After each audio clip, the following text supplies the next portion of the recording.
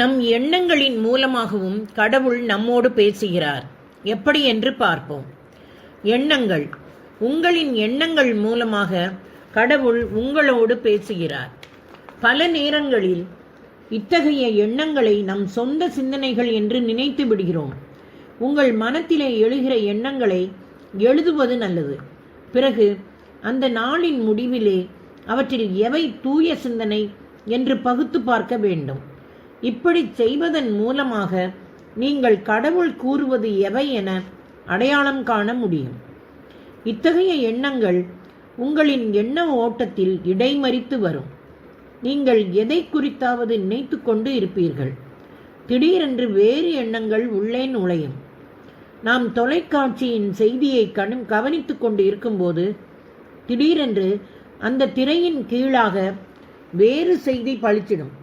இந்த முறையில் கடவுளின் செய்திகள் வரும். அச்செய்திகள் இறைவார்த்தை மற்றும் திருச்சபையின் போதனைகளை ஒத்திருக்கும்.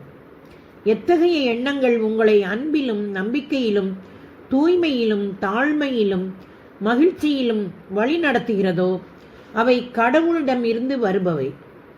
தூய ஆவியின் குரல். சில நேரங்களில் தூய ஆவியார் கேட்கும் அளவில் பேசுவார். அது நமக்குள் இருந்து கேட்கும். அவர் பேசும்போது அது கட்டளையாக இருக்கும். போ, பார், பிரித்து வை, ஜெபி, இறைவார்த்தையை வாசி, பேசாதே, அமைதியாக இரு.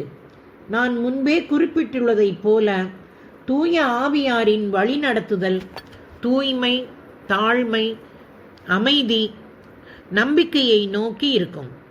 எனவே இதை தவிர வேறு வகையான குரலை விலக்கிவிட வேண்டும். தூய ஆவியார் பேசும்போது அவருடைய பிரசன்னத்தை நீங்கள் உணர்வீர்கள்.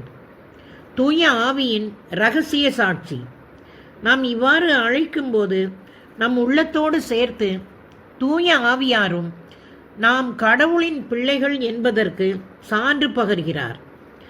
தூய ஆவி நம் உள்ளத்திற்குள் சாட்சி பகர்வது நமக்குள் இருக்கிற அவரின் ஒரு பணியாக இருக்கிறது.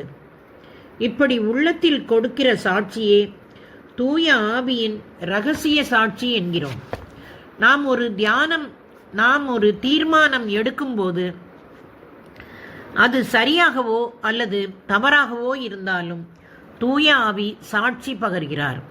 தூய ஆவியாரின் இந்த இரகசிய சாட்சி போக்குவரத்தில் சமிக்ஞைகளுக்கு பயன்படுத்தப்படும் பச்சை விளக்கு போன்றதாகும்.